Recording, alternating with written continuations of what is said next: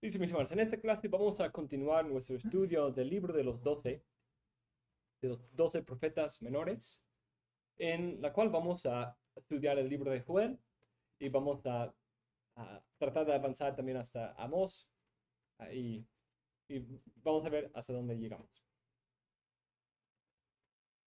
El libro de Joel. El libro de Joel es un día breve, pero es un libro cargado de conexiones importantes. Ah, el libro de Joel es debatido, sobre todo por su fecha, porque es uno de los pocos libros de los profetas menores que no nos da una fecha explícita. Habla de Joel, el hijo de Petuel, pero no dice mucho más que eso. No sabemos quién es, no vemos más información de él en el libro de Reyes o Crónicas. No hay mucha evidencia acerca de quién era o cuándo era. Incluso en el libro mismo no hay mucha evidencia para indicar su fecha. Muchos evangélicos discuten la fecha y proponen fechas desde el siglo IX hasta el siglo V. Entonces, mucho antes del exilio, hasta después del exilio. Hay referencia al templo en 1:9 o 13, 14 y 16.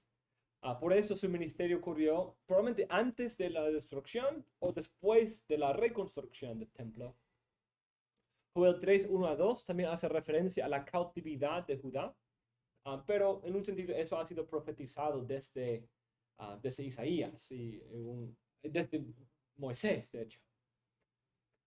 Un autor dice que parece que es algo que ya ocurrió, pero muchos profetas usan este tipo de lenguaje, de hablar de futuro como si ya habría pasado, como Jeremías o Ezequiel o Isaías usan ese tipo de un perfecto profético, hablando de futuro, pero en términos perfectos, como si ya hubiera pasado. Esa frase a menudo se usa para referirse a la resurrección de Israel. Otro detalle es que en el capítulo 3 hace referencia a Grecia y una trata humana, una esclavitud entre que los enemigos de Israel vendían a los hijos de Judá en esclavitud a Grecia. Eso es una práctica que es común aún antes del exilio, pero llega a ser aún más después del exilio, alrededor de los años como los primeros años del siglo V, antes de 480, 90. Entonces, por eso, y por otro detalle importante, es que creo que Joel hace referencia a muchos otros libros anteriores de los profetas. Parece haber referencias a Isaías, a Jeremías, a Amós, a Oseas y a varios otros en el contexto de los profetas menores, que para mí le da una fecha más tardía. Entonces, en mi opinión, Joel viene del tiempo de post-exilio. Post-exilio. El libro, en un sentido, tiene dos secciones principales, o dos secciones y de ahí un eje. Entonces tenemos uno, de hecho,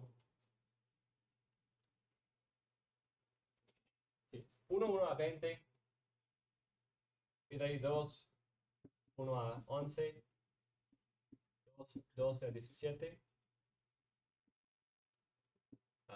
32, ¿cierto? Sí.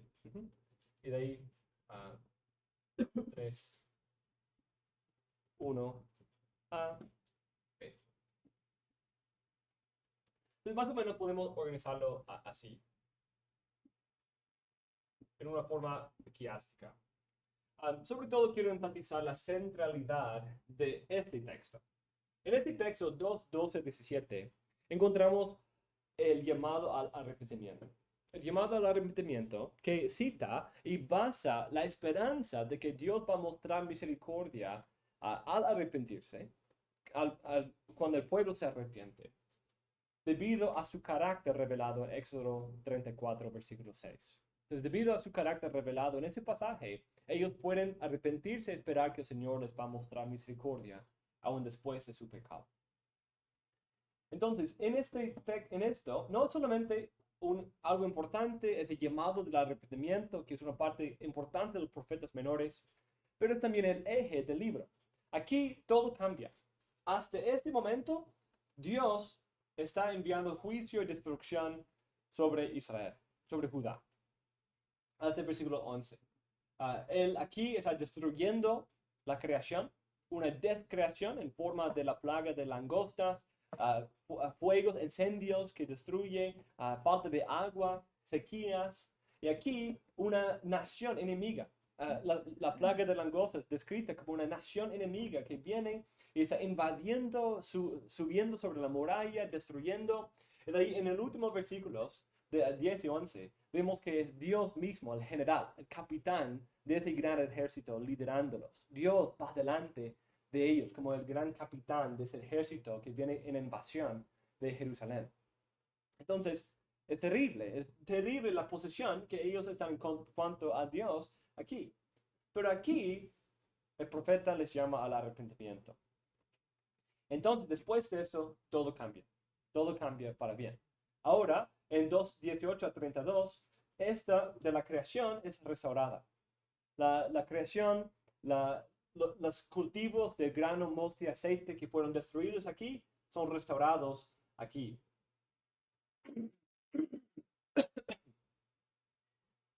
La creación, el pueblo es restaurado en 28 a 32 con el envío del Espíritu Santo.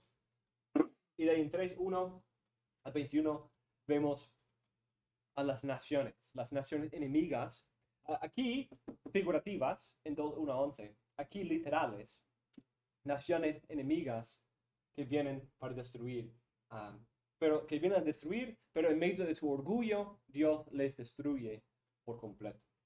En esa gran batalla final, como vimos en Ezequiel 38 a 39, de Gog y Magog. Entonces, 2:12 a 17 es el texto central, estructuralmente y central temáticamente también, ya que pone la diferencia. ¿Cómo podemos disfrutar bendición en vez de la maldición que ahora experimentamos? La respuesta es en arrepentimiento, a través del arrepentimiento. Y eso, de hecho, se basa en ¿qué? Piensan de Levítico 26, de Deuteronomio 28. ¿Qué decía Dios? Se van a ser enviados en cautiverio, en exilio, pero de ahí si me busquen con todo el corazón, si vuelven a mí, yo los voy a restaurar. Entonces Dios decía, cuando están en exilio, cuando han sufrido las maldiciones, pero si allí se arrepienten, yo los voy a restaurar. Entonces es en base de eso que el libro de Joel usa esa estructura para poner el arrepentimiento como central. El arrepentimiento, el volver al Señor en medio del exilio, en medio de la destrucción, para dar esperanza de paz. Ese libro es muy glorioso. Entonces vamos a leerlo y vamos a ir comentando, porque es uno de mis favoritos. Hace que empecé a estudiar Miqueas y ahora Miqueas es mi favorito. Y de ahí vamos a estudiar otro y seguro se va a convertir en mi favorito. Sí, ajá. Pero de hecho no por el libro, por un amigo. Palabra del Señor que vino a Joel, hijo de Petuel. Ya, cosas importantes. Algo interesante que discerní en el texto y presenté en mis sermones sobre este estudio es que no conocemos nada acerca de Joel o su padre, pero sí conocemos al Señor. Y de hecho, esa es la parte clave del libro.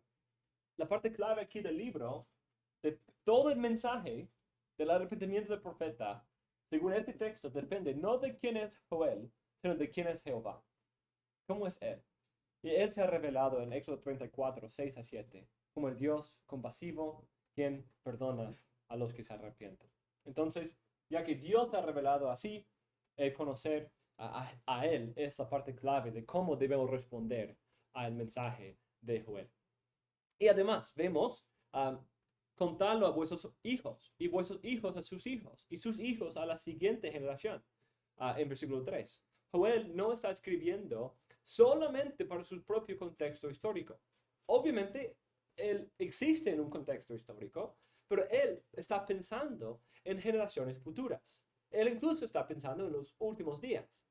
Entonces, él está dando un mensaje que puede perdurar por muchas generaciones, que puede aplicar a muchas generaciones, aunque quizás no tengan las mismas plagas o los mismos juicios evidentes que ellos sufrían en sus días. Entonces dice, oíd esto, ancianos, y prestad oído, habitantes todos de la tierra. ¿Ha acontecido cosa semejante en vuestros días, o en los días de vuestros padres? Contadlo a vuestros hijos, y vuestros hijos a sus hijos, y sus hijos a la siguiente generación. Eso es ese lenguaje de sabiduría, es parte de ese lenguaje de la ley, ¿cierto? La ley que mandaba a los padres a enseñar a sus hijos. Pero aquí hay un gran contraste, ¿cierto? Porque aquí hay algo que no ha ocurrido antes en la historia de Israel. Porque en el libro de Deuteronomio, la idea es que ellos iban a contar a sus hijos las glorias de la salvación de Dios, ¿cierto? Del Éxodo. Pero ahora van a contar a sus hijos los terrores de su juicio. Ven la bendición al principio y ahora la maldición que ha tomado su lugar. Antes contaban de cómo Dios nos salvó de la opresión, nos redimió de nuestra esclavitud y nos ha dado una buena tierra y decir eso a sus hijos. Pero ahora deben contar a sus hijos que Dios ha enviado juicio sobre ellos conforme a su pacto, la maldición de su pacto. Lo que dejó la oruga, lo comió la langosta. Lo que dejó la langosta, lo comió el pulgón. Y lo que dejó el pulgón, lo comió el saltón. Ahí vemos una imagen de una destrucción completa, ola tras ola de destrucción. Y en forma de una plaga de langostas. Es algo interesante, porque ¿dónde más vemos plagas de langostas? En Éxodo, en la historia de Egipto, es la octava plaga es la de langostas. Y fue terrible. Y de hecho es algo parecida en cuanto a una destrucción completa, en esa ola tras ola. Y de hecho va a hacer referencia a esa plaga de Egipto en varios lugares. Despertad borrachos y llorad, y gemid todos los que bebéis vino a causa del vino dulce, que os es quitado de la boca. Porque una nación ha subido contra mi tierra, poderosa e innumerable. Sus dientes son dientes de león, y tiene colmillos de leona. Ha hecho de mi vid una desolación, y astillas de mi higuera. De todo las ha descortezado, y derribado sus sarmientos, se han vuelto blancos. Entonces aquí vemos esta nación innumerable de langostas, descrita como una nación, un ejército, y también como leones, langostas con cabezas de león. Creo que hay cierta semejanza con la historia de Apocalipsis aquí. Pero vemos la idea de esa parte de la dificultad del libro de Joel es si las langostas son literales o son figurativas. Si es una nación descrita como langostas o si son langostas verdaderas. Entonces, eso es parte de la dificultad de los comentaristas. Pero yo voy a señalar que creo que son las dos. La plaga de las langostas sirve tipológicamente para hablar de la venida futura de las naciones. Pero con el arrepentimiento y fe hay salvación, tanto de las langostas como de las naciones. Entonces aquí también vemos esa imagen de Israel descrito como una vid, como en Isaías 5 y otros pasajes. Una vid fructífera, pero aquí destruida. Destruida, blancos, ya no hay verde por fuera, solo como la parte central, la parte interna del tallo queda, que ya va a morir. Lamentate como virgen ceñida de cilicio por el esposo de su juventud. Han sido cortadas la ofrenda de cereal y la libación de la casa del Señor. Están de duelo los sacerdotes, los ministros del Señor. El campo está asolado, la tierra está de duelo, porque el grano está arruinado, el mosto se seca, el aceite virgen se pierde. Avergonzaos, labradores, gemid, viñadores, por el trigo y la cebada, porque la cosecha del campo se ha perdido. La vid se seca y se marchita la higuera, también el granado, la palmera, el manzano, todos los árboles del campo se secan. Ciertamente se seca la alegría de los hijos de los hombres. Aquí vemos muchas imágenes importantes. Uno, hay que entender el contexto original, porque en nuestros días podemos, en cualquier momento, si una planta cae, o incluso si aquí hay tanta lluvia que las plantas mueren y no puedan fructificar, simplemente importamos de otras partes, ¿sí? En alguna parte del mundo va a haber comida y podemos importar y comprar del supermercado comida. Casi siempre en el mundo moderno, en civilizaciones más modernas, uno puede encontrar comida. Rara vez no hay acceso a comida. Pero en ese tiempo, cuando había una mala cosecha, cuando había una sequía por una temporada, ya no hay comida. Ya se pierde. Había graneros y maneras de guardar para próximas generaciones, como vimos en Egipto con José. Pero, y de hecho, luego va a hacer referencia a los graneros que están vacíos y destruidos. Um, pero vemos la imagen aquí de una destrucción económica completa.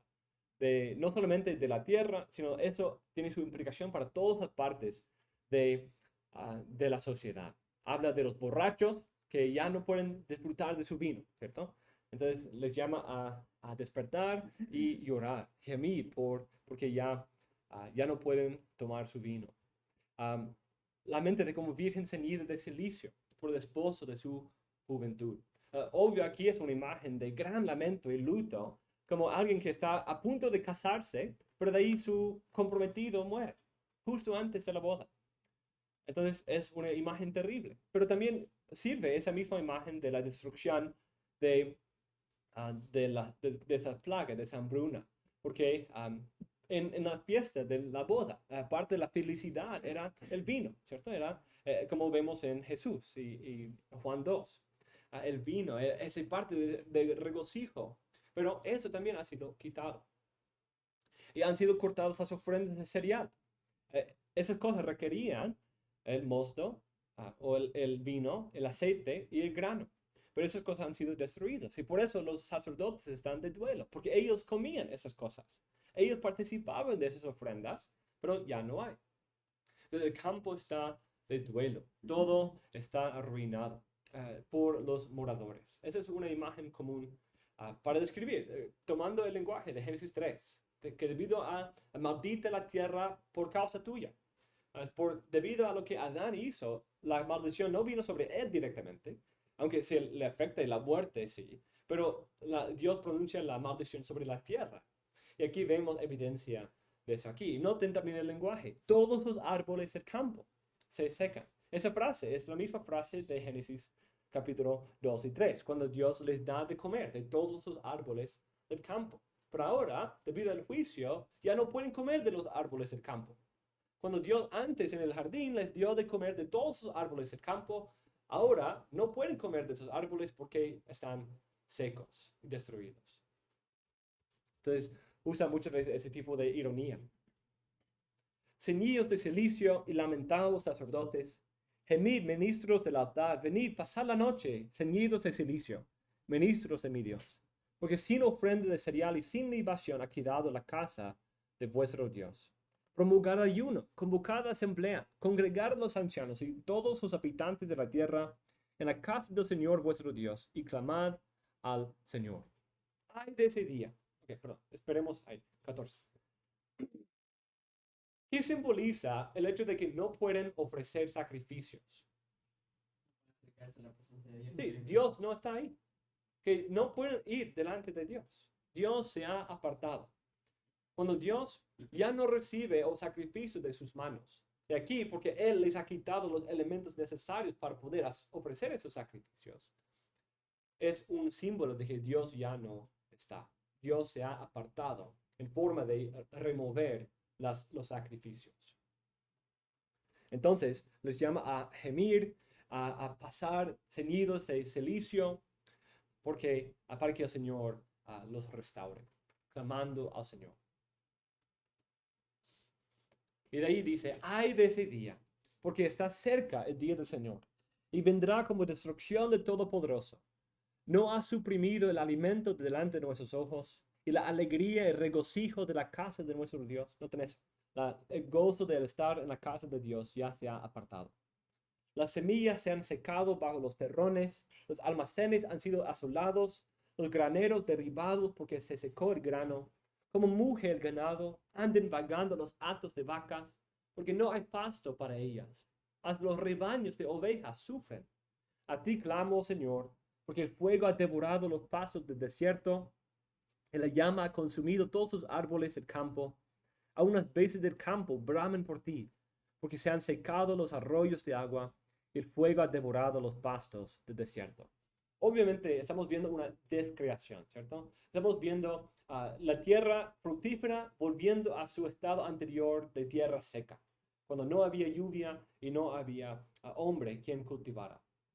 Sino, en vez del hombre que lo cultivaba, ahora vemos el hombre que trae maldición. El hombre, la nación por su pecado, ha traído sobre sí esa destrucción. Pero en versículo 15. Ay de ese día, porque está cerca el día del Señor. Una parte clavísima del libro de Joel, el día del Señor. Y es clave para entender el libro de los 12. Porque Joel, viniendo probablemente después, y canónicamente al principio, nos ayuda a entender que el día del Señor es un poco complicado. Es complicado por varias razones, como mi dibujo de las monedas. Por ese lado, hay una doble experiencia del día del Señor. Para los justos es un día de refugio, es un día de salvación, en que Dios destruye a los enemigos y los redime de su opresión, como vamos a ver al final. Pero para los enemigos y los que no se arrepienten, es un día de gran temblor y destrucción. Vendrá como destrucción del Todopoderoso. Un lenguaje que viene de Isaías, capítulo 13. Vendrá como destrucción del Todopoderoso. Entonces, y está cerca del día del Señor, también es lenguaje usado en otras partes. Pero vemos esta idea de que está hablando de la plaga de langostas y describiéndolo como si fuera el día del Señor. Pero no es el día del Señor. Porque el día del Señor sigue estando cerca, está en camino. Pero este día, en un sentido, es una muestra de cómo será ese día. Se usa la plaga de las langostas presente como si fuera el día del Señor, para ser un símbolo, una imagen de cómo será el día del Señor futuro. Incluso es algo que asusta, porque este día ha sido terrible. Pero viene un día peor en el futuro si no se arrepienten. Esa es solo una muestra del juicio venidero. Es una muestra terrible, pero solo es una muestra. Entonces, deben gemir, deben llorar, deben clamar al Señor, deben buscar su rostro, deben arrepentirse de sus pecados. Deben seguir el ejemplo del profeta en versículo 19. A ti clamo, oh Señor. Y de ahí Dios, ya. Entonces, todo eso es destrucción de la creación, ¿cierto? Descreación. O decreación. Todo el capítulo es la creación. Sí, ajá. Sí, sobre todo. Uno. Sí. Descreación sí, volviendo la tierra fructífera a su estado de destrucción. Aquí tenemos enemigos. Tocad trompeta en Sión y sonar alarma en mi santo monte. Tiemblen todos sus habitantes de la tierra, porque viene el día del Señor, porque está cercano. Día de tinieblas y lobreguez, día nublado y de densa oscuridad, que viene de Sofonías. Como la aurora sobre los montes se extiende un pueblo grande y poderoso, nunca ha habido nada semejante a él, ni tampoco lo habrá después, por años de muchas generaciones. Delante de él consume el fuego, y detrás de él abraza la llama. Noten, como el huerto del Edén es la tierra delante de él, y detrás de él un desierto desolado, y de él nada escapa. Entonces, si uno tenía duda que hablábamos de descreación anteriormente, aquí lo hace súper explícito, ¿cierto? Casi usa la palabra descreación. Como aspecto de caballos es su aspecto, y como corceles de guerra así corren, como estrépito de carros salten sobre las cumbres de los montes, como el crepitar de llama de fuego que consume la hojarasca. Como pueblo poderoso, dispuesto para la batalla, ante él tiemblan los pueblos, palidez en todos sus rostros. Como valientes corren, como soldados escalan la muralla, cada uno marcha por su camino, y no se desvíen de sus puertas. No se aprieten uno contra otra. Cada cual marcha por su calzada, y cuando irrumpen por las defensas, no rompen las filas. Se lanzan sobre la ciudad, corren por la muralla, suben a las casas, entran por las ventanas como ladrones. Ante ellos tiembla la tierra, se estremecen los cielos, el sol y la luna se oscurecen y las estrellas pierden su resplandor. El Señor da su voz delante de su ejército, porque es inmenso su campamento, porque poderoso es el que ejecuta su palabra, grande y terrible es en verdad el día del Señor. ¿Y quién podrá soportarlo? Bom, bom, bom. Sí, ajá. Sí, casi se canta el lenguaje. El lenguaje es súper figurativo, lleno de imágenes que evoca a todos los sentidos, ¿cierto? Estamos escuchando cosas, estamos viendo cosas, estamos oliendo cosas, estamos metidos ahí en medio de ese gran escenario del día del Señor. Olemos el fuego, escuchamos las hojas, la hojarasca siendo consumida escuchamos las langostas y escuchamos el estrépito de los caballos y los corceles y todo ese proceso de una invasión. Está descrito como el día del Señor, día del Señor oscuro y terrible. El versículo 10. Ya está afectando.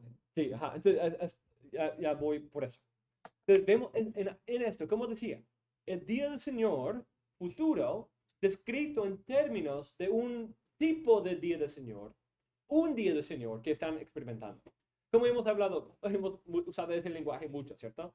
Vemos un profeta como Moisés, pero no el profeta como Moisés.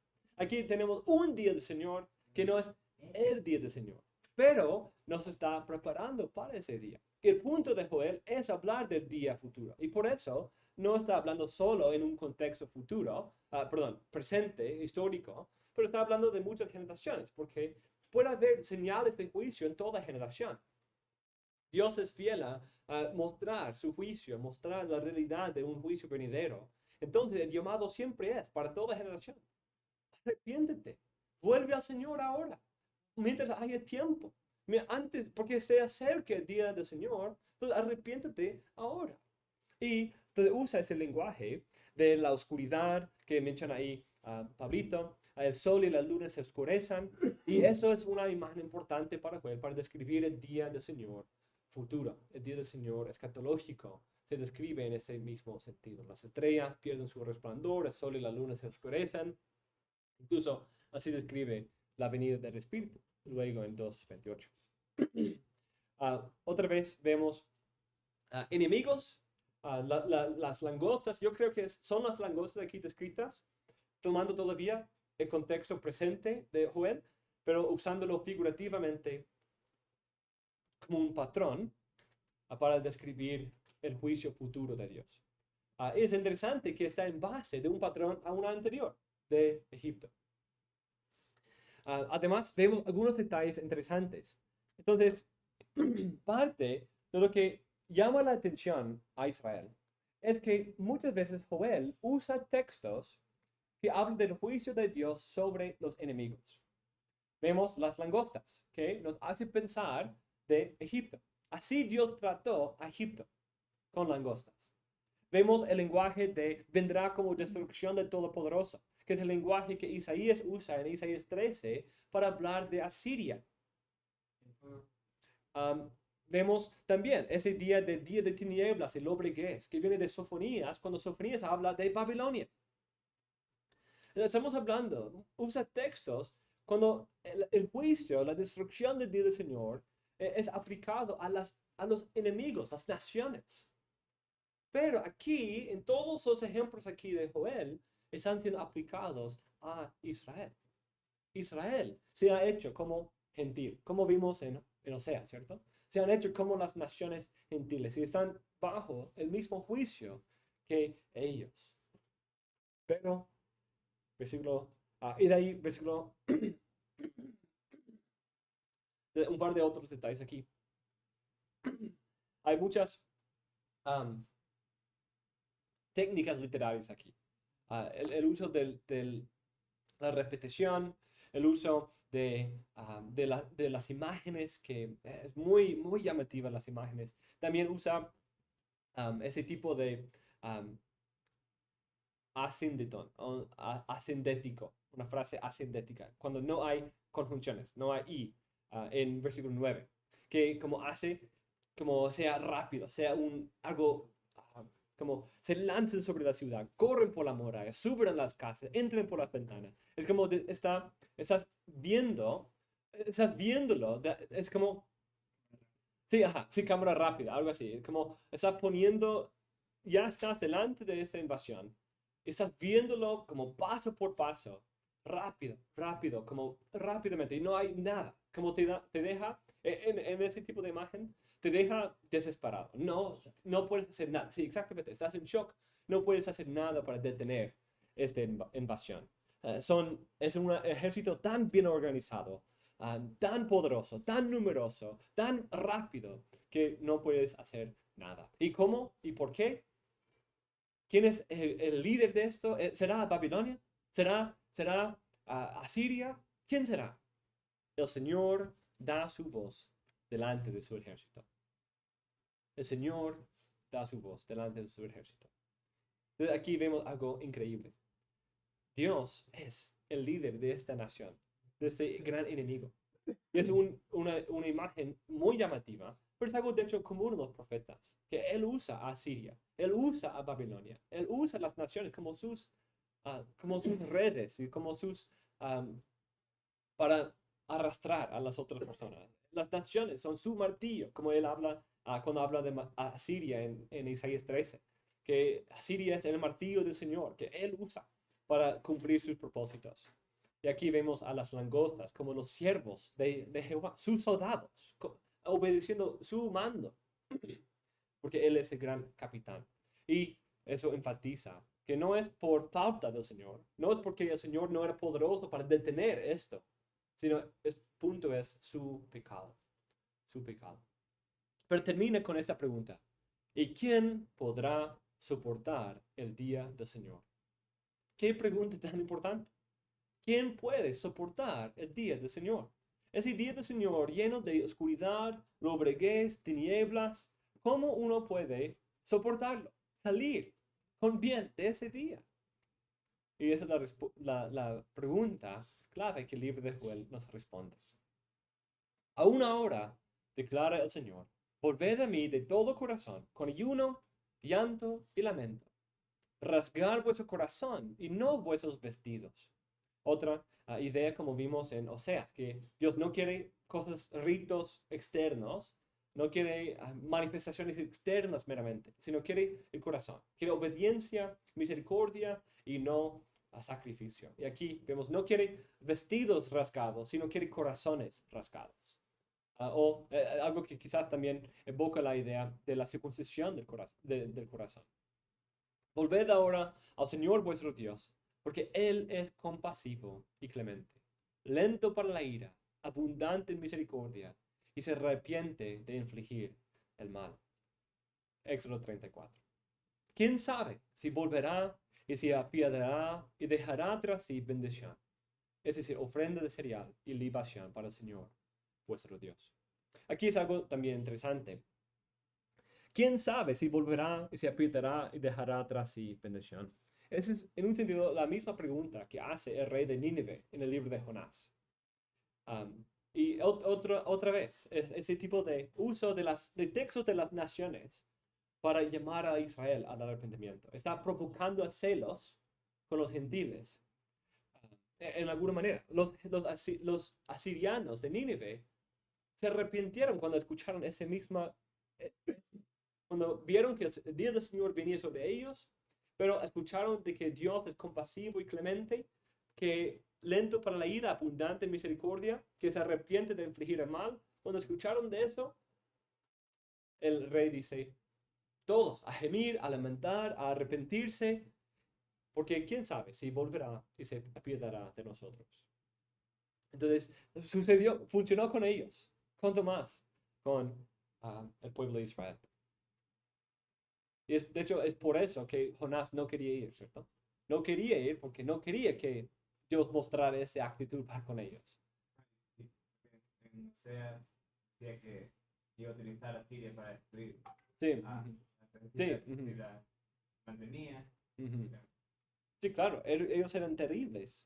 Y eran el instrumento prometido por Oseas y otros para destruir, Isaías también. Y la idea, noten eso, y dejará tras sí una bendición. La bendición es un lenguaje importante en este contexto pactual que estamos viendo. Ok, esa es otra cosa que no mencioné. Mencionamos Egipto y las langostas, pero las langostas también vienen según Deuteronomio 28. Es parte de las maldiciones del pacto. Entonces aquí esa maldición, bendición, dinámica, aquí está en juego. Ofrenda de cereal y libación para el Señor vuestro Dios. Entonces aquí es la idea de regresar a tener ese acceso al Señor. Tocar trompeta en Sion, la segunda vez que dice, promulgar ayuno, convocar asamblea. De hecho, lo dice al primer versículo, 1, tocan trompeta y sonar alarma en mi santo monte. En 2:1. Ese es tocar trompeta para alertar, porque alarmar, porque viene un enemigo para destruir. Pero ahora es para promulgar un ayuno y convocar una asamblea. Reunir al pueblo, santificar la asamblea, congregar a los ancianos, reunir a los pequeños y a los niños de pecho. Salga el novio de su aposento y la novia de su alcoba. Entre el pórtico y el altar, lloran los sacerdotes, ministros del Señor, y digan, perdona, oh Señor, a tu pueblo, y no entregues tu heredad al oprobio, a la burla entre las naciones. ¿Por qué han de decir entre los pueblos, dónde está su Dios? Entonces, aquí vemos 3 preguntas clave que el texto nos presenta. El texto pregunta en versículo 11, ¿quién podrá soportar al Señor? 14 pregunta, ¿quién sabe si volverá y se apiadará y dejará tras sí bendición? Y 17 dice, ¿por qué han de decir entre los pueblos, dónde está su Dios? Ahí son 2 preguntas en sí, 2 preguntas hablando del oprobio de las naciones y dónde está Dios. Entonces, el resto del libro responde a esas preguntas. Entonces, el Señor se llenará de celo por su tierra y tendrá piedad de su pueblo. Entonces, ¿qué pregunta responde? ¿Quién sabe si se apiadará de nosotros? Y si se va a apiadar de su pueblo. La respuesta es sí, tendrá piedad de su pueblo y de su tierra. El pueblo y la tierra van conectados mucho. El Señor responderá y dirá a su pueblo, he aquí yo os enviaré grano, mosto y aceite, y os saciaréis de ello, y nunca más os entregaré al oprobio entre las naciones. Entonces ahí responde las preguntas, ¿cierto? Si, ¿quién sabe si va a volver? Si nosotros volvemos a Él, ¿quién sabe si Él va a volver a nosotros? Y va a apiadar, se apiadará de nosotros y dejará tras sí una bendición, grano, mosto y aceite. Y Dios dice, yo voy a apiadar de ustedes, voy a enviar grano, mosto y aceite. Y dice, y ellos decían, oh Señor, no entregues tu heredad al oprobio y a la burla entre las naciones. Y aquí dice, y nunca más os entregaré al oprobio entre las naciones. Entonces hay que leerlo a la luz del contexto literario, porque hay muchas conexiones en el libro. Al ejército del norte. El ejército del norte. Hemos escuchado de eso antes, ¿cierto? En Ezequiel, en Jeremías, ese gran enemigo escatológico. Ahora entra, no solamente las langostas, ahora está hablando de ese gran enemigo escatológico. Lo alejaré de vosotros. Rusia. y lo echaré a una tierra árida y desolada. Entonces noten eso, es la inversión, el juicio poético. Esa nación que antes dejó la tierra de Edén desolada, ahora va a ser enviada a una tierra desolada. Su vanguardia hacia el mar oriental y su retaguardia hacia el mar occidental, y ascenderá su hedor y subirá su fetidez, porque ha hecho terribles cosas. Ahí Dios los va a enviar al mar. Eso es lo que Dios hizo con las langostas en Egipto. Eso es lo que pasó. Un viento vino y los llevó hacia el mar. No temas, oh tierra, regocíjate y alégrate, porque el Señor ha hecho grandes cosas. Es la misma frase. Las terribles cosas del enemigo y las grandes cosas de Jehová. Es la misma frase.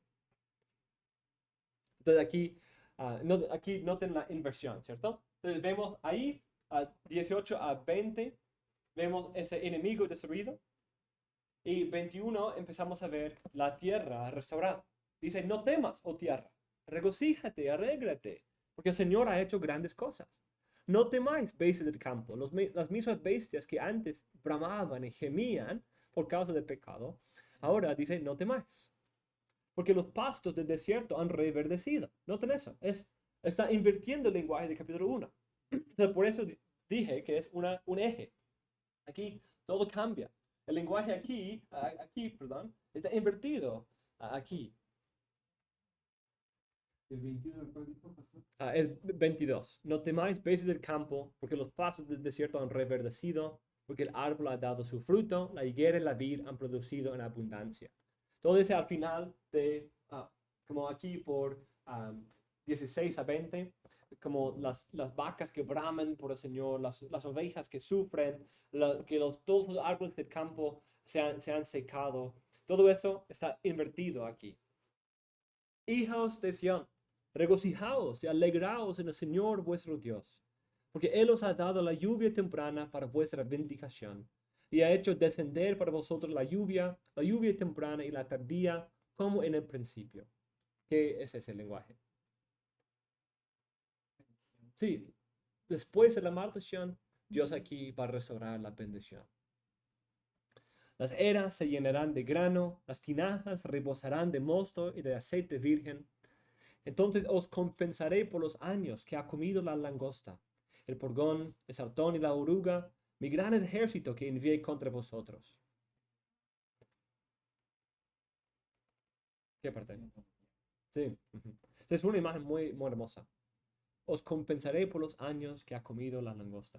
Es un principio que vemos en lenguaje como el de Pablo, cuando dice que como el peso de gloria no compara con, como ese leve aflicción no compara con el abundante peso de gloria que nos espera.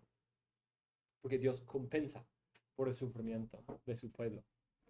Tendréis mucho que comer y os saciaréis y alabaréis el nombre del Señor vuestro Dios, que ha obrado maravillosamente con vosotros, y nunca jamás será avergonzado mi pueblo.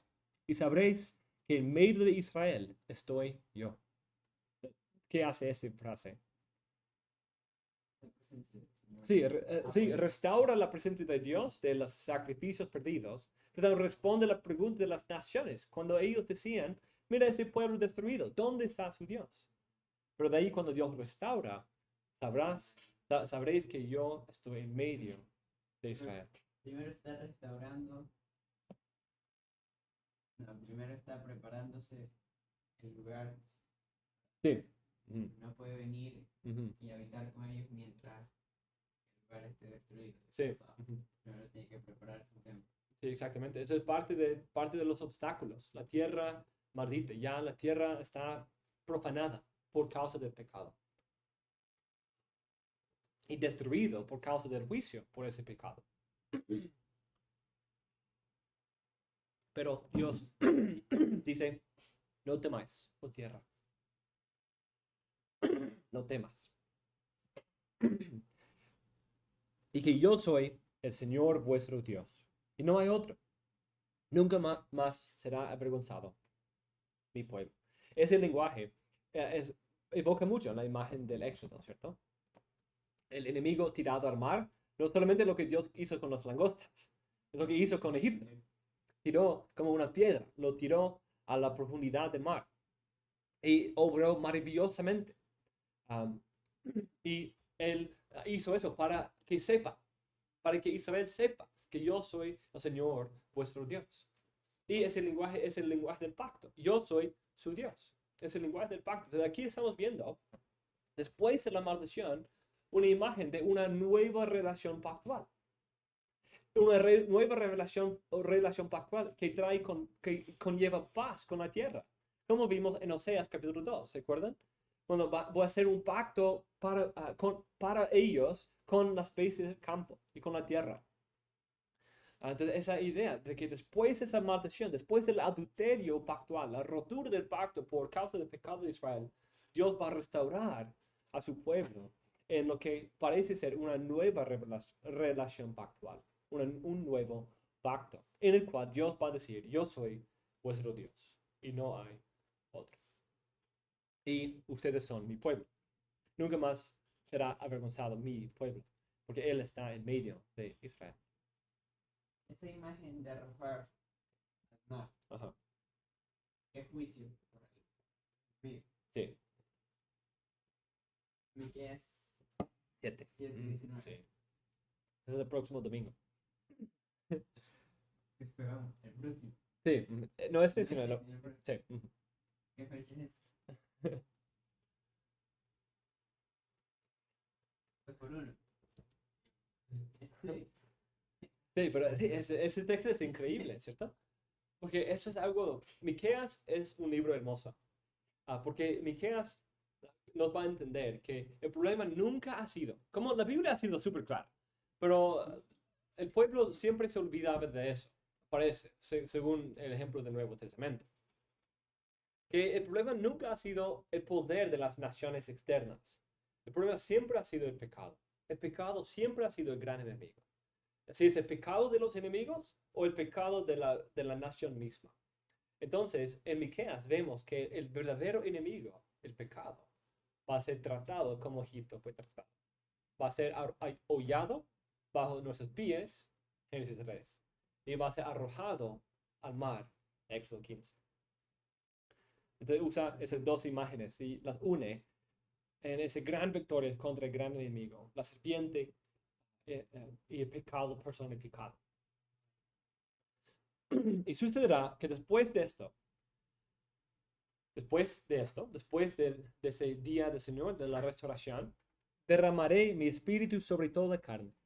Y vuestros hijos y vuestras hijas profetizarán, vuestros ancianos soñarán sueños, vuestros jóvenes verán visiones, y aun sobre los siervos y las siervas derramaré mi espíritu en esos días. Y haré prodigios en el cielo y en la tierra, sangre, fuego y columnas de humo. El sol se convertirá en tinieblas, la luna en sangre, antes que venga el día del Señor, grande y terrible. Y sucederá que todo aquel que invoque el nombre del Señor será salvo. Porque en el monte de Sión, en Jerusalén, habrá salvación, como ha dicho el Señor, y entre los sobrevivientes estarán los que el Señor llame. Aquí, obviamente, un texto glorioso que parece tener referencia a Números capítulo 11, cuando Moisés pide a Dios, que todo el pueblo tuviera tu espíritu. Él pide al Señor eso, que todos tuvieran tu espíritu. Entonces, en ese contexto, él toma de su espíritu y lo pone sobre los ancianos para que ellos le ayuden a Moisés. Pero no todo el pueblo.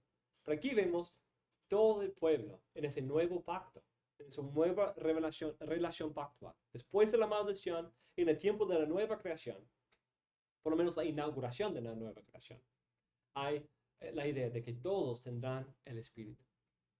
Todos tendrán ese espíritu profético. Y aquí... Perdón, pastor, pero a veces estos versículos son mal entendidos, ¿verdad? Que va a venir el espíritu, pentecostalismo,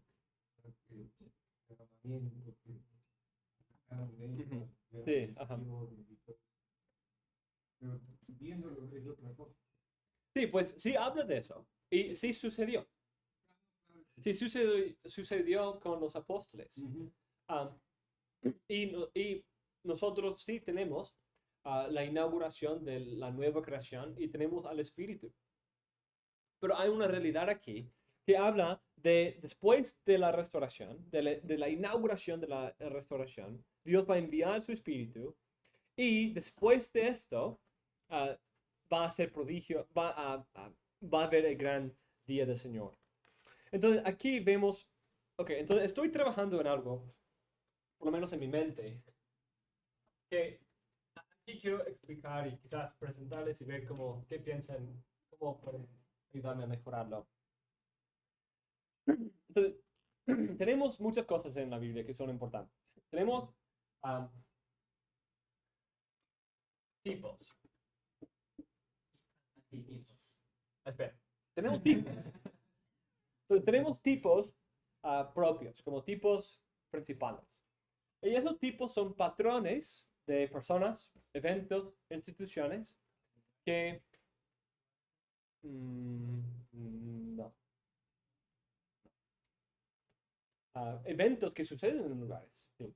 Y los lugares pueden ser usados de manera importante para conectar, hacer patrones, pero ese tipo de patrón tipológico no creo que el lugar sea apropiado. Voy a hacer un ejemplo y lo consideramos.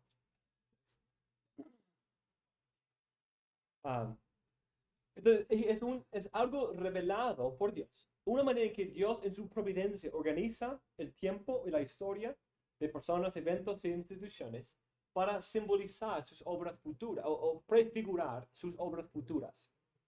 Pero tipos son patrones, ¿cierto? Son patrones. Entonces, anticipan el antitipo. ¿Cierto? El cumplimiento de eso, el escalonamiento. El escalonamiento del tipo. Cuando ya está elevado, ya llega a su cumplimiento, ya llega a la parte escatológica, ya llega a algo mucho mejor. Entonces tenemos Moisés y el nuevo Moisés. Tenemos David y el hijo de David. Pero también tenemos cosas que yo he titulado prototipos.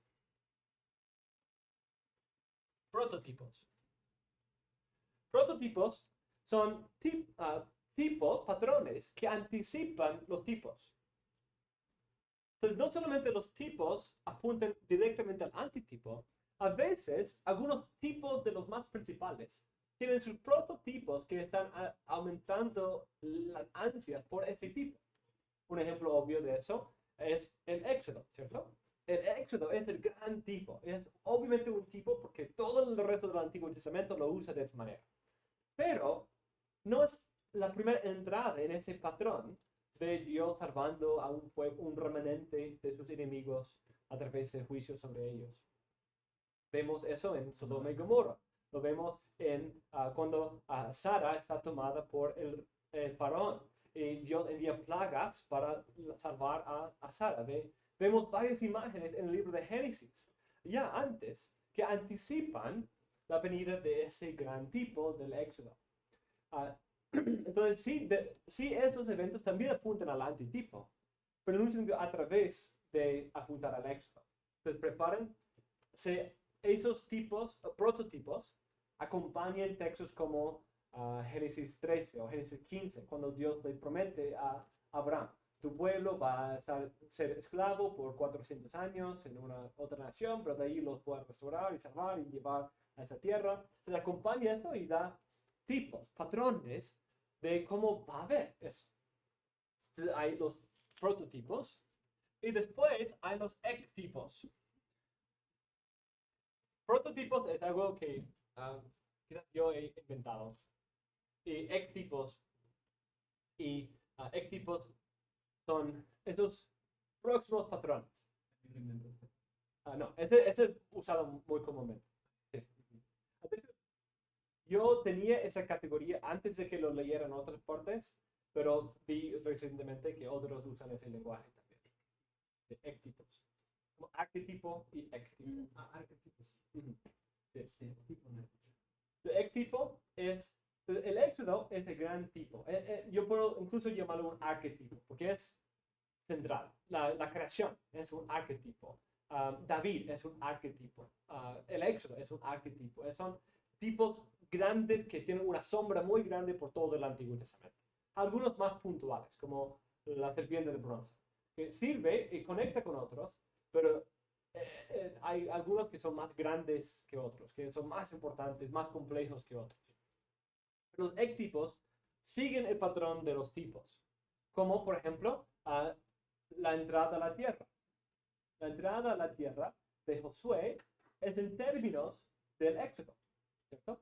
Es como un pequeño Éxodo, porque usa la misma imagen de cruzar el río Jordán, de Dios conquistó a Jericó, y otras imágenes que nos presenta como un nuevo Éxodo. David en Salmo 18 usa el lenguaje del Éxodo, de tipo, y presenta a David como un ectipo, Dios salvando a él de sus enemigos, como un ectipo en base del patrón del Éxodo, que todavía sigue extendiendo la esperanza para el futuro. La salvación del cautiverio en Asiria o en Babilonia sigue el mismo patrón, se describe en los mismos términos que el tipo de Éxodo. Entonces son ectipos porque son en base de los patrones anteriores. Entonces tenemos esa realidad. Otra realidad que es conectado con esos tipos, y cada uno de estos es un tipo, pero es algo un poco diferente, son lo que yo llamo cumplimiento tipológico o parcial.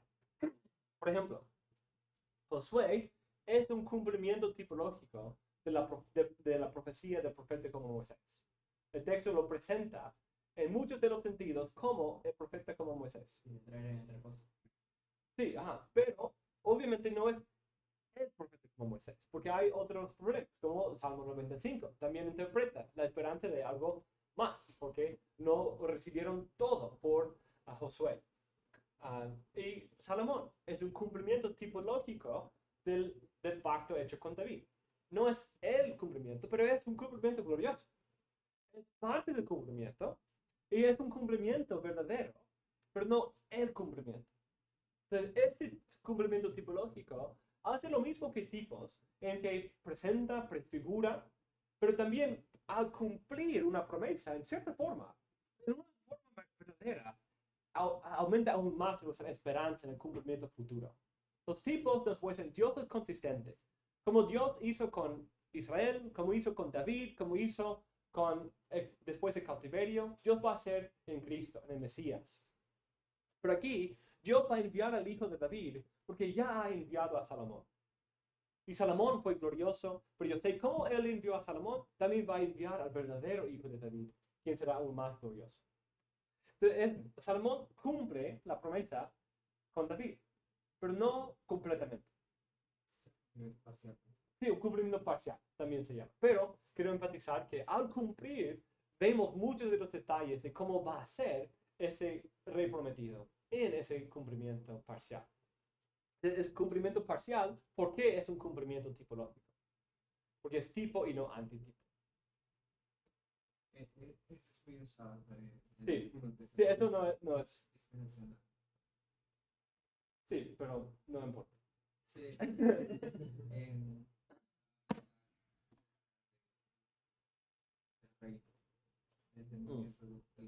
Ok, ahí voy. Ahí voy. Porque hay algo especial. Cuando llegamos aquí, estamos en el ámbito, estamos en otro ámbito. Todo eso es profético.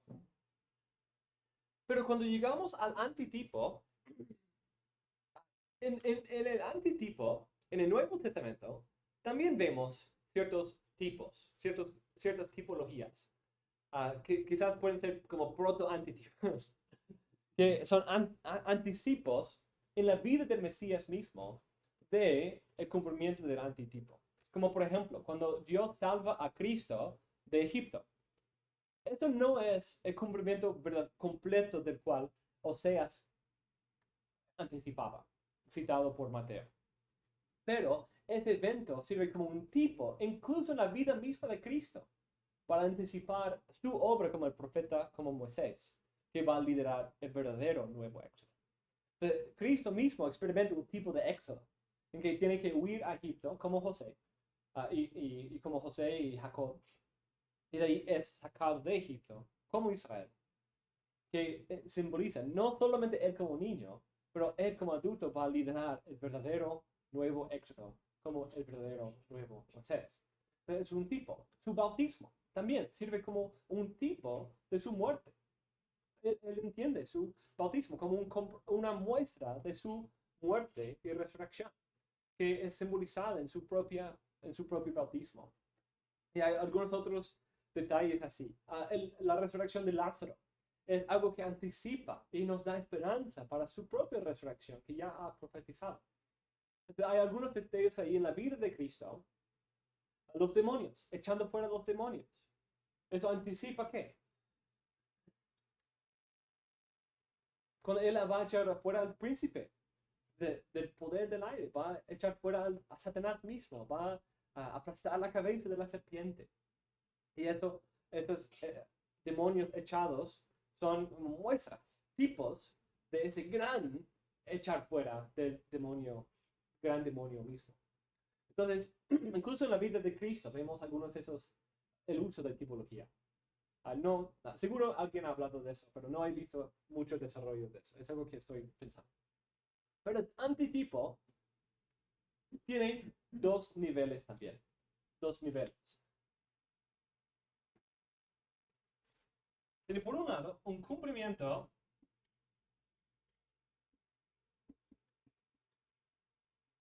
inaugurado y un cumplimiento consumado. Entonces aquí hay que tener cuidado, porque si decimos que el cumplimiento inaugurado es un cumplimiento parcial, podemos terminar siendo como los dispensacionalistas. Pero el punto aquí es que esto produce esto. Salomón tipifica a Cristo, nos prepara para Cristo, pero la obra de Salomón no es lo que hace la obra del Mesías, sino son dos obras distintas. Anticipa, revela, apunta adelante, nos prepara, nos da esperanza, sirve esa obra antitipológica. Pero aquí el cumplimiento inaugural de la nueva creación, por ejemplo, en la resurrección de Cristo, produce nuestra futura resurrección en la nueva creación.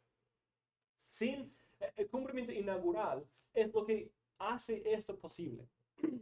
Entonces es en un sentido parecido a los tipos en que la regeneración, por ejemplo, tipifica. No me gusta ese término aplicado ahí, pero en un sentido es parecido. Es según el mismo patrón de lo que será un día cuando somos recreados por completo. Cuando tenemos ya nuevo cuerpo y alma. La regeneración anticipa esa obra futura, ¿cierto? ¿Sí? ¿Me están siguiendo? Sí, muy, muy cuidadosamente, pero le sigo. Pero el punto es, esa regeneración viene estamos todavía en el ámbito del antitipo. Cumplimiento inaugurado del establecimiento de la iglesia como el nuevo templo. Es el cumplimiento verdadero, pero es su inauguración. Pero pronto esa inauguración se va a consumar. Se va a consumar no en otra cosa, como Salomón esperaba a otro, sino en la obra del uno que ya tenemos, llevado a su cumplimiento, llevado a su consumación. Entonces, creo que esta distinción es lo que nos ayuda a entender la conexión aquí que Joel hace entre el día del Señor y la venida del Espíritu Santo. ¿Por qué? La venida del Espíritu Santo, la resurrección de Cristo, son el inicio inaugural de el día del Señor. El último día, los últimos días empiezan con la resurrección de Cristo. Nosotros estamos ahora en los últimos días, en Cristo. Porque Él trae la inauguración de la nueva creación, del nuevo templo, de la resurrección, de todas esas, del reino de Dios. Él trae el inicio, la inauguración de todas esas cosas verdaderamente. Y Él mismo ya disfruta de toda la plenitud de eso y está llevándolo a cabo a su consumación para el final del siglo, para el final del siglo. Entonces, el Espíritu y el día del Señor son conectados, porque los dos vienen como parte de los últimos días, como parte de la escatología. El Espíritu simboliza la nueva creación, simboliza un nuevo pacto, simboliza una resurrección del pueblo y de la tierra. Y por eso puede venir conectado con el día del Señor, cuando Dios destruye al enemigo y trae esa resurrección de su pueblo. Pero cuando vemos en Cristo, hay como en los tipos, puede haber cierta separación de tiempo entre esas cosas. Los tipos nos ya preparaban para ese tipo de patrón. Que Salomón cumplió tipológicamente la promesa de David, pero todavía nos deja en espera. Todavía va a haber algo futuro. Y aquí tenemos la inauguración, que es la esencia de la promesa. Salomón era una muestra de la esencia, pero no era la verdadera esencia. Eso es la esencia del cumplimiento, pero no se ha consumado todavía. Entonces, lo que ahora participamos es de la misma naturaleza de lo que luego disfrutaremos. Salomón es en otro nivel. Él es solo tipológico. Pero ya participamos de cosas celestiales. Ya tenemos el sello del Espíritu que asegura, ya tenemos una herencia celestial. Ya somos ciudadanos celestiales. Ya estamos sentados en Cristo en lugares celestiales, reinando con Él. En una manera misteriosa, pero ya es la realidad porque disfrutamos del cumplimiento inaugural en que nuestra cabeza está reinando en la presencia de Dios por parte nuestra y todos los que son suyos son unidos a Él en esa posesión. ¿Preguntas? No, mencionó cabeza. Eso se entiende mejor aplicándolo al contexto de la cabezaduría federal. Sí. Como representante pactual. Sí. Sí, y eso es parte, esa realidad es parte de lo que hace esa distinción. Porque la cabeza ha hecho todo lo necesario aquí, pero hay que unir a todos los miembros aquí. Entonces, Cristo espera para que esa obra se aplique a todo su pueblo, para que todo su pueblo que ha representado en cumplir esa obra sea partícipe de esa obra.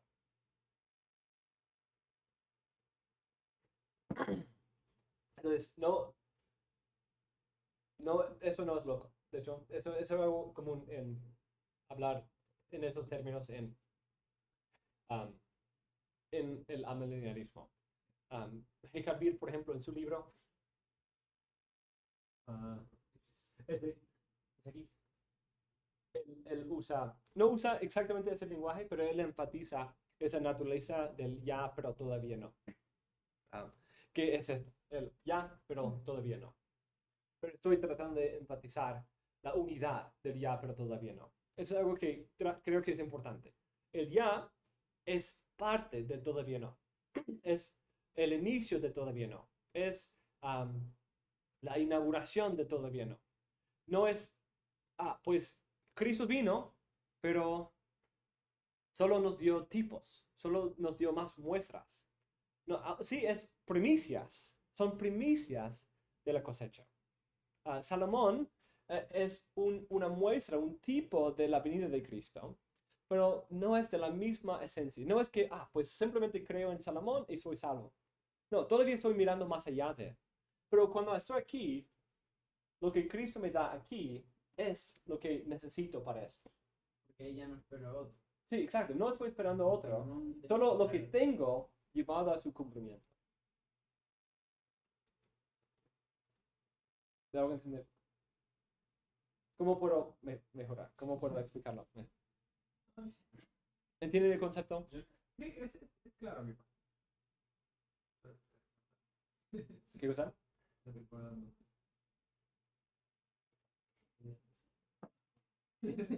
¿Qué cosas? ¿Qué confusión causa?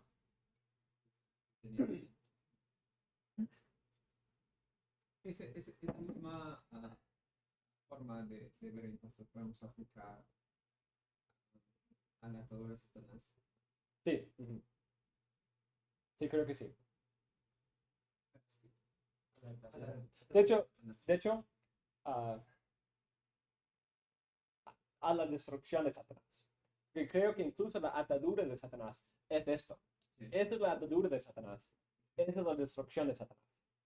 Entonces, su atadura, porque esa es la imagen de Apocalipsis 20, ¿cierto? Que es atado, pero luego es destruido después de cierto tiempo. Entonces, este lapso de tiempo figurativo es algo que es este tiempo entre la inauguración y la consumación.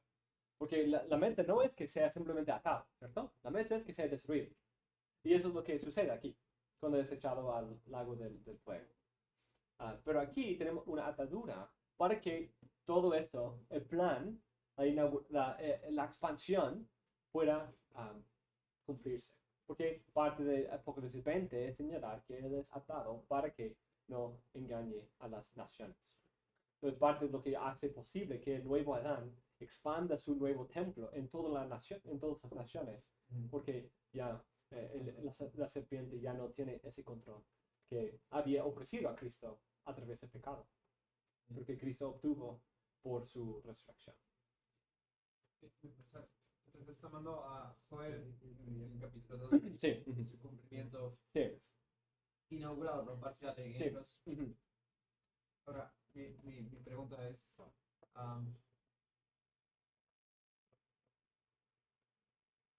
en cuanto a las profecías, la revelación de lo que el Señor ha dado,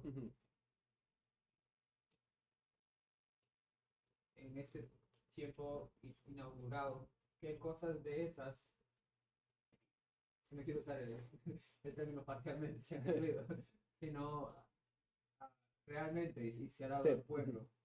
Sí. Porque lo que vemos en el socialismo es que ciertas cosas han sido hechas para ese tiempo, pero Sí. entendiendo que esto no es un cumplimiento parcial. Sí, sino entonces creo que sí, eso, creo que esa distinción de hecho ayuda en eso. Decir, que pues, entonces si eso es el cumplimiento, es un cumplimiento parcial, entonces necesitamos que eso siga cumpliéndose, ¿cierto?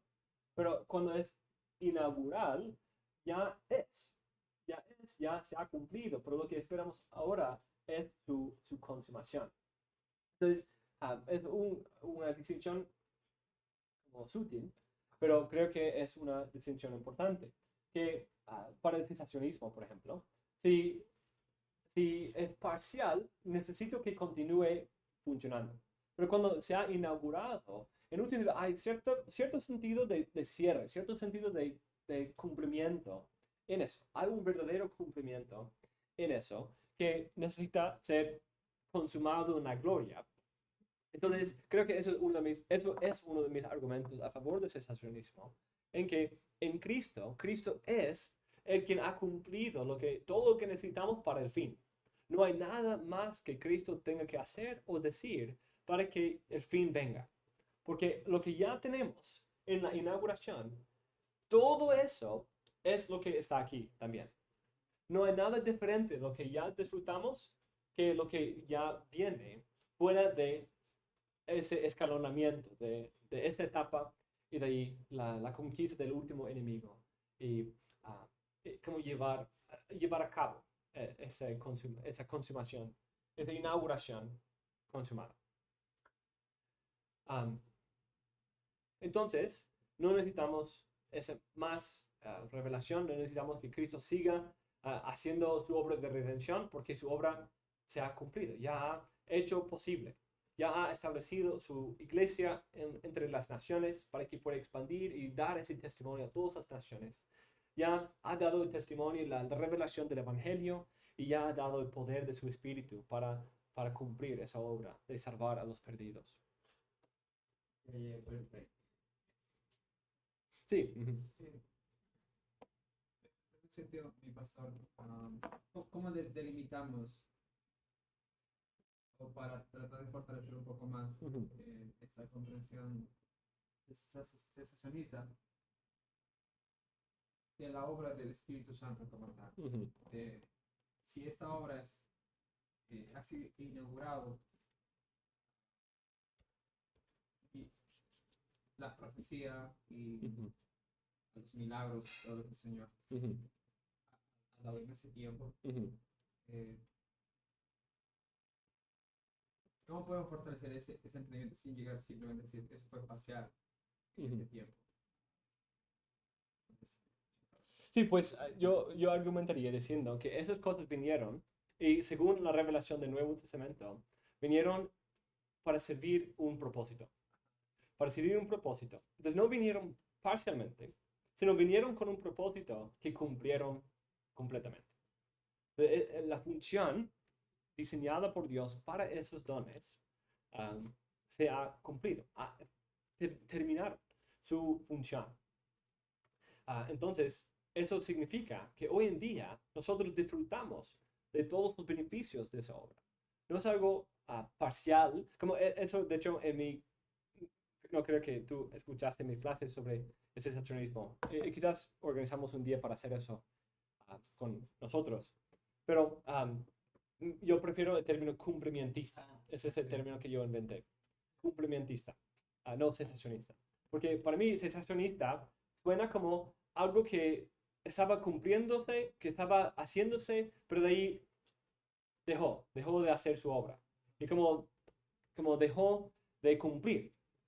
Pero cuando yo digo cumplimentista, estoy enfatizando el hecho de que Dios envió estos dones con un propósito y sirvieron perfectamente su propósito. Hicieron el propósito que Dios les había dado.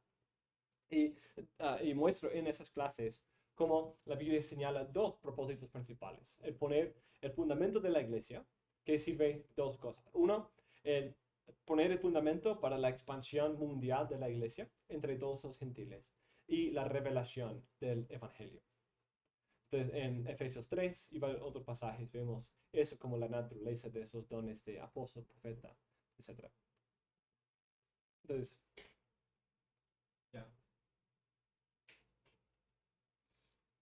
hay mucho más que considerar y no solo viene de este texto, pero en cuanto a este texto, vemos la realidad de que el día del Señor tiene un cumplimiento complicado, como dije. Es complicado en que a lo largo, en la historia, tiene un cumplimiento inaugural y un cumplimiento consumado. Sí, porque en el sentido dispensacional de Ujú. cómo lo aplican esa parte al día del Señor también, Ujú, a la conclusión de ellos llegan para que sea parcialmente es justamente el versículo 30 cuando habla acerca de algunas como el sangre y todo eso. ujú. Como, Sí, dicen que eso no cumplió Sí. no se cumplió literalmente. sí, entonces van a volver, que es parcialmente, porque que no Ujú. decía ¿dónde está eso? Sí, ¿Cómo se, ujú, cómo se inauguró sí, en ujú, el sentido ujú. esa Sí, entonces, en un sentido, eso les deja con la opción de que haya un cumplimiento literal de esto con Israel en un milenio futuro, una tribulación o algún otro momento. sí, Entonces, lo que Pedro ve como el cumplimiento de esto es solo como el Salomón. Es como Salomón cumpliendo el pacto de David. Por eso yo haría la distinción. No es así, sino que viene con Pentecostés, es el verdadero cumplimiento de esto. Pero sí viene una consumación de nuestro acceso a Dios, de la obra del Espíritu, que él mismo simboliza eso. La Biblia consistentemente dice eso. El Espíritu es el sello, la garantía, las arras de algo futuro. Él es las primicias de eso. Entonces, lo que recibimos no es parcial en el sentido de que no es el cumplimiento verdadero, pero es parcial en el sentido de que son las primicias de una cosecha más completa que viene, pero son los mismos frutos. Es el mismo fruto, pero uno es primicia, otro es cosecha plena. Entonces, un día disfrutaremos de un mayor acceso al Espíritu, porque seremos completamente libres del pecado. Ya no habrá más necesidad de decir no contristezcáis al Espíritu. Habrá una completa armonía y su obra se habrá hecho en todo nuestro ser. Okay, entonces hay ese cumplimiento. Sí, claro. Usted decía de esto dicen los dispensacionalistas, ¿no? Sí. Entonces yo diría, a ver, ¿cuáles serían las características en lo que acaba de hablar del anticipo, el cumplimiento inaugurado cumplimiento consumado. ¿Qué Ujú. dicen los dispensacionalistas y qué dice, en este caso, nosotros? ¿Qué diríamos? Sí. Pues según lo que decía el hermano Rodrigo, ellos parece, según por lo menos a la luz de este texto que decía el hermano Rodrigo, es que este cumplimiento es un cumplimiento parcial, que no es todo el cumplimiento porque no se cumplió tan literalmente al pie de la letra. Entonces, por eso, ellos pueden decir que pues, esto tiene que ver solo con la nación de Israel. La nación de Israel recibió esa promesa de la venida del Espíritu. Entonces, ya que, ya que cesó, quizás usen cesacionismo como parte de eso, debido a que no vino con las señales celestiales, que por eso esperamos todavía un cumplimiento verdadero, futuro, con el pueblo de Israel, cuando Dios va a restaurar el linaje físico de Israel en el futuro. Entonces, eso es parte de su sistema, ¿cierto? Debido a que la iglesia y Israel son distintos, el cumplimiento de Pentecostés con la iglesia no puede ser el cumplimiento completo, porque esa es una promesa para Israel. Entonces, tiene que ser solo parcial, tiene que ser algo conectado. Entonces, por eso Pedro no está equivocado en decir que se cumplió, pero solo es un cumplimiento parcial. Como Salomón no estaba equivocado cuando dijo que Dios cumplió su promesa con David, pero solo fue un cumplimiento parcial. Si es parcial, no implica que entonces lo que se va a esperar, en cierta medida, empiece como de nuevo. O sea, Sí, es algo nuevo, sí. Tiene que haber algo nuevo. Incluso esta posición es entre especialistas conservadores, porque Ujú. en un sentido de los especialistas que van en el lado pentecostal, Ujú. ellos enfatizan mucho más en la distinción entre la iglesia y la iglesia gozando de cosas solo espiritual. Mm. Entonces, el uso que dan muchos de ellos para esto es que esto ha sido dado a la iglesia en el sentido espiritual, y es por eso que el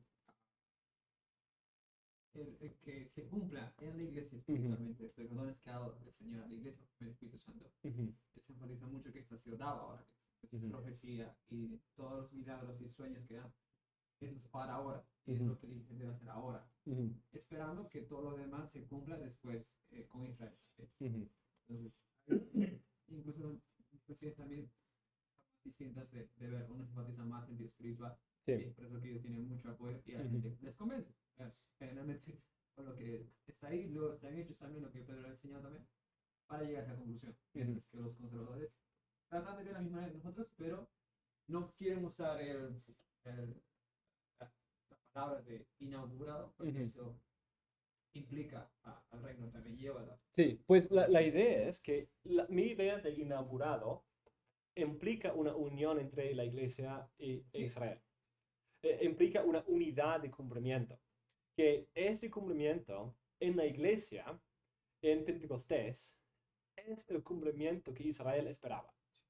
Porque la idea es, en Cristo, la iglesia es el verdadero Israel. No reemplazando, porque obviamente todos los que participaron del Pentecostés fueron judíos. Fueron judíos. Pero los judíos que habían creído en Cristo y participaban de esos beneficios. Entonces fue una bendición ofrecida en primer lugar a Israel, pero también a través de ellos a las naciones. Y eso es parte del propósito, como mencionaba, que parte de ese propósito era enviar, y por eso simbolizaban las lenguas, el envío del Evangelio a las naciones. Entonces, Hechos sigue ese patrón. Incluso en ese sentido, es parcial en Hechos 2. Pero de ahí para Hechos 19 ya está más completo.